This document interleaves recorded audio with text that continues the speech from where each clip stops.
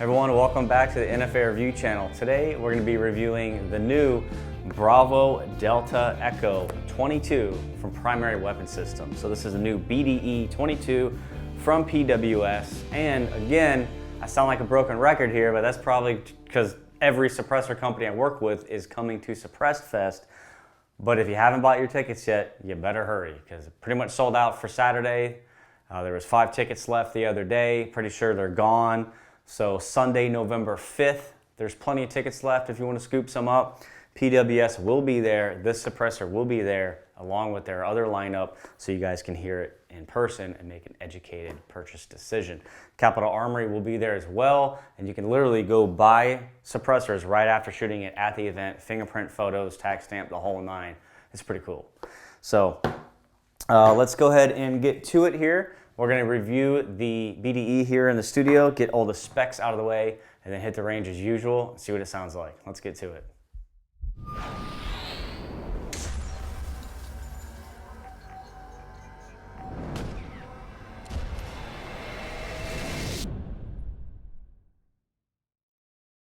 All right, in the case, pretty clean case, perfect for a cigar later. You have the suppressor itself and a takedown tool. Then it actually ships in a larger cardboard box that has the manual and some decals and stuff. Let's get that out of here. All right, first things first. Comes in an overall length of 5.6 inches, a 1-inch diameter, and it weighs 4.2 ounces. As far as the materials, it has a titanium tube, and then the monocore baffle stack is constructed of 3D printed titanium, and it looks pretty badass. We're going to take a look at it in just a second. The finish is DLC, so a diamond-like coating on the exterior and interior, including the baffle stack to make cleaning easier. Caliber rating is 22 up to 5.7 by 28. Has a limited lifetime warranty and a retail price of $449. I actually thought it would be much higher, especially when dealing with the titanium that we're dealing with here, and the design is pretty damn cool, but under 500 bucks. So let's go ahead and take it apart now that we got the boring jargon out of the way. And we'll just start from the back here. Actually, before we open it, you'll see their serialized information is actually on this mount area, and that comes completely off. So if you have any failure, it's gonna happen down here anyway. Again, we're talking about 22. So let's say you put it on a 5.7 and it really biffs the end of this thing off. Send it into PWS and literally, I'm assuming this is their process here. It is tapered. We'll get to that in a minute, which is really cool. But there's your serialized information. Pretty sweet. So no threat of losing that tax stamp value ever with a damaged can down the road. You are very well protected. Once you take that off, the monocore literally just slides right out, and I'll show you some close shots here. It looks freaking cool. As far as how many chambers we have here, we have, including this one here that you can't see, of 1, 2, 3, 4, 5, 6, 7, 8. So 1, 2, 3, 4, 5, 6, 7, 8. It's a 9 baffle stack.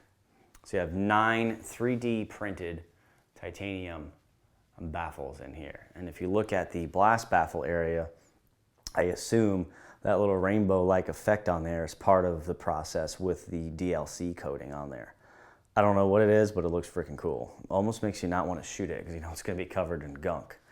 But that's pretty cool. Now, as far as the tube, I noticed something when I was playing with this before firing up the camera here. Both ends of this tube, and by the way, this tube is actually a lot thicker than typical 22 cans. It's very, very thick there, so something to note there, which is good. Very, very strong tube. But one thing I noticed is both ends are tapered. And because of that, I believe you can actually set this up either way.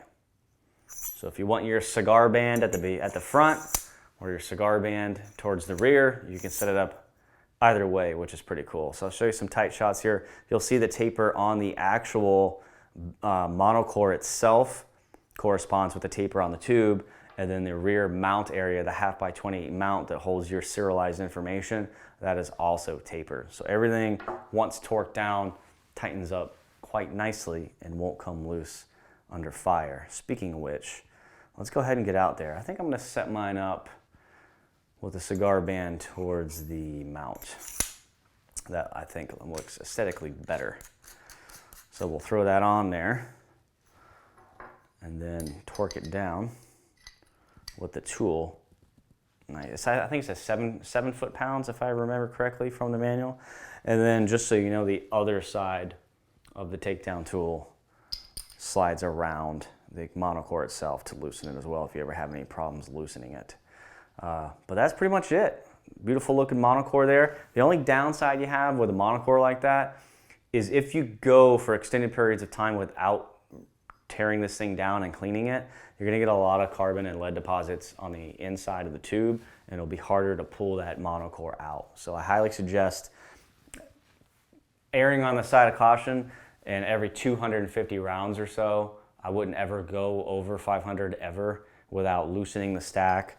You know, and of course, like with any monocore, you can rotate the core against that tube to kind of scrape a lot of that crap off as you're pulling it out.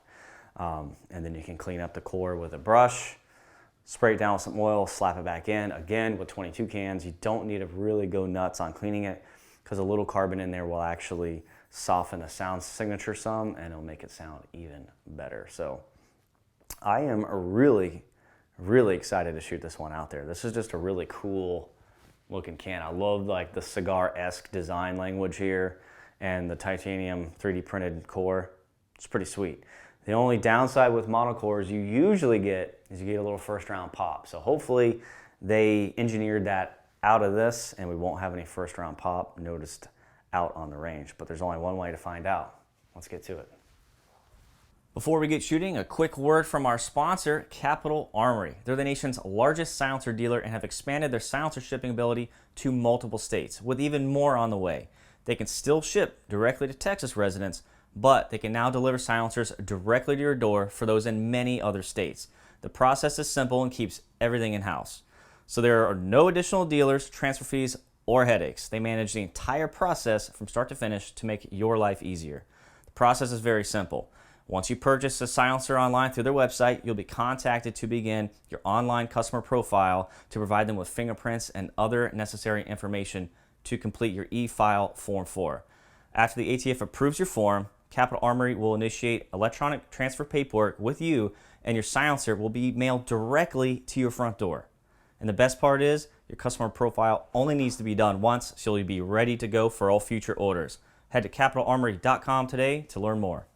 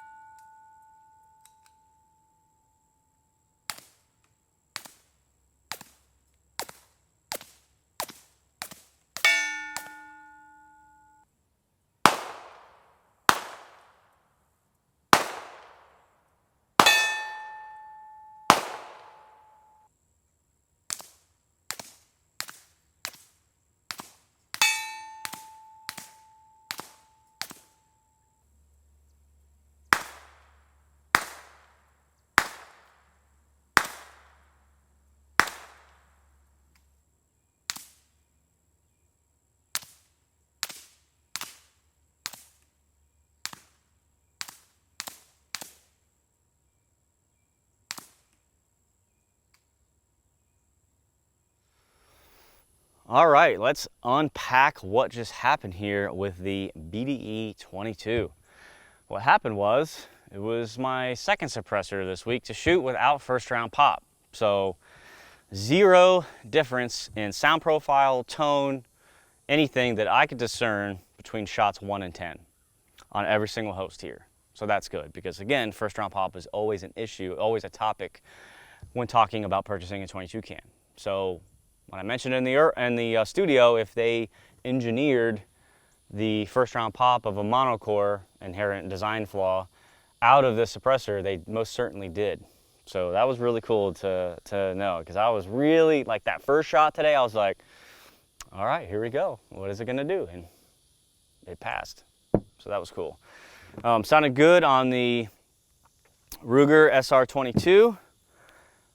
Just like the other 22 can I just reviewed, the Colt Railgun 22 definitely wins out of all of these guns here with just the sound. I like the mechanical sound profile of the metal on metal. Shooting subsonic or standard velocity ammo with a suppressor, it's just cool. You can hear the slide moving. You can hear the bullet whizzing in the air if you listen carefully, and the actual impact. So it's just a lot of cool things going on.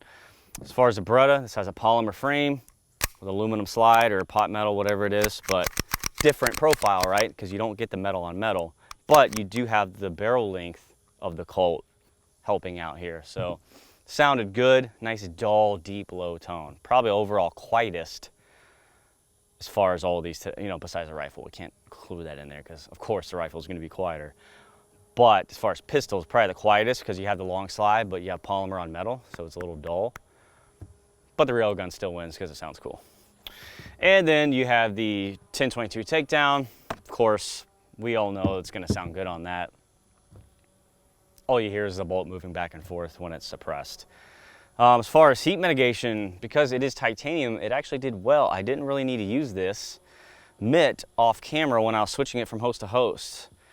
It was getting pretty toasty around the cigar band area here, but I noticed if I threaded it on by holding the very front of the can, it was dissipating the heat so fast I could actually manipulate the suppressor and move it when I was on my fourth host. So 30 rounds went through it pretty quick succession, so there was no chance for it to cool down, and I was able to handle it towards the end of the muzzle here. So I thought that was worth noting. The scenes you watched in the studio where I tightened it down on that B-roll scene, I haven't touched it since then. I didn't check if it was 7 foot-pounds or whatever the hell it says in the manual. All I know is it did not loosen shooting it all day today, so that was pretty cool. Now, as far as accuracy, again, I didn't notice any difference between the unsuppressed shooting and the suppressed shooting. Everything shot to point of aim, especially when I was aiming at the steel, it was hitting the steel, just like when I was shooting it unsuppressed. So I didn't shoot any groups today, but it shot minute O fist pretty damn well. So I think that covers it for this suppressor. Primary Weapon Systems will be at Suppress Fest this year, so make sure to come out. You'll hear this little bad boy in person.